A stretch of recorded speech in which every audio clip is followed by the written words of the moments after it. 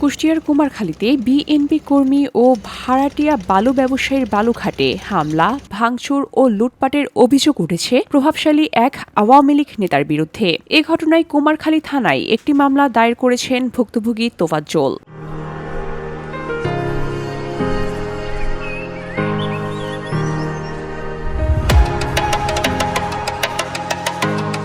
Police ও ভুক্তভোগীদের বরাতে জানা গেছে, গত বুধবার সকালে শিলাইদহ ইউনিয়নের শিলাইদহ বালুরঘাটে এ ঘটনাটি ঘটে। এ সময় প্রায় ৪ লাখ টাকার ক্ষয়ক্ষতি হয়েছে বলে ধারণা করা হচ্ছে। এছাড়া ভাড়াটিয়া তোফাজ্জলের প্রায় ৯০০ ফিট মোটা প্লাস্টিক পাইপও ভাঙচুর করা হয়েছে, যার বাজার মূল্য প্রায় ৭.৫ লাখ টাকা।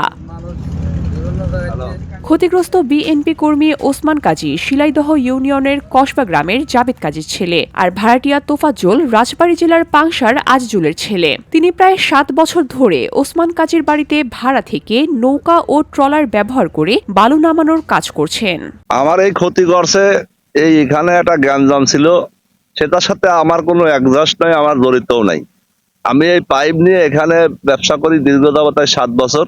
আমার মেশিন পত্র নিয়ে এই দুর্দশা যারা ছিল, এখানে আশরাফ, তারপরে আতাই, তারপরে এরকম বিভিন্ন লোক ছিল, তারা এসে আমার এই জিনিসগুলো সকালবেলা আমি ঘুমেছিলাম, আমার লোকজন সবাই ঘুমেছিল, ফজর আলোর সময় এসে ভাঙচুর করে আমার ৬৫টা পাইপ ভাঙেছে, আমার ৭.৫ লাখ টাকা মতো ক্ষতি করেছে।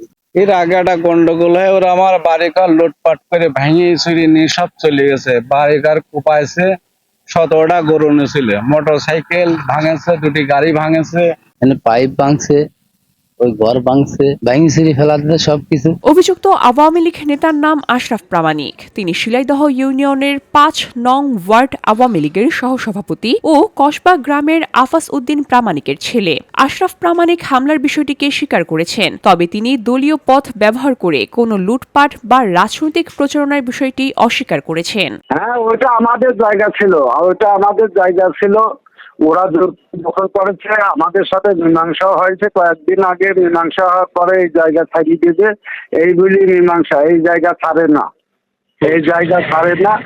তো আমরা আমাদের জায়গার উপর ওরা জোর করে ঘর তুলে রাখছিল, আমরা ওইটা ঘরটা সরাই দিয়েছি।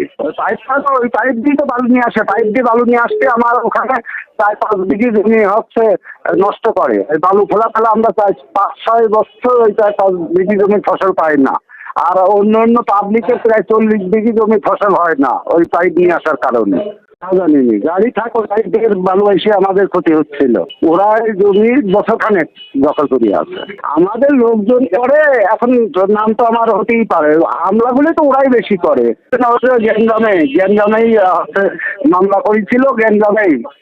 আমরা জামাতে সমর্থক ছিলাম আর কি। জায়গা জমি নিয়ে 4-5 দিন আগে মীমাংসা হয়েছে, ওদের বাড়িতেই বলছিলাম। এ বিষয়ে কুমারখালী থানার ভারপ্রাপ্ত কর্মকর্তা জামাল উদ্দিন বলেন, এটি কোনো রাজনৈতিক ঘটনা নয়। জমিজমা সংক্রান্ত বিরোধে হামলা হওয়ার জেরে ভুক্তভোগী তোফাজ্জল মামলা দায়ের করেছেন। এটা এখানে কোনো আওয়ামী লীগ বিএনপি দলীয় কোনো কিছুই না। এখানে বিষয়টা হলো তাদের পূর্বশত্রুতা, জমিজমা নিয়ে বিরোধ দীর্ঘদিনের, সে আরো 1-1.5 বছর আগ থেকে এই নিয়ে বিরোধের কারণে হলো এটা হয়েছে। এখানে বালু মহাল বা বালু বিএনপি আওয়ামী লীগ এ ধরনের কোনো কিছু না। VOD Bangla news desk.